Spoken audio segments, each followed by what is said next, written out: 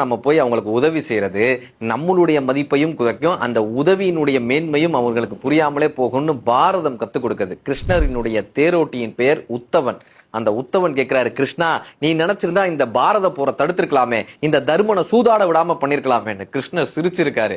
துரியோதன் பக்கம் சகுனி சூதாடுனானா, அப்ப தர்மன் என்ன பண்ணிருக்கணும், என்னை அழைச்சிருக்கணுமே. ஆனா தர்மன் என்ன தெரியுமா நினைச்சான், நான் அந்த இடத்திற்கு வந்து விடவே கூடாது என்று தர்மன் நினைத்தான். நான் அந்த சூதாட்ட கூடத்தினுடைய வாயிலே நின்று கொண்டிருந்தேன்.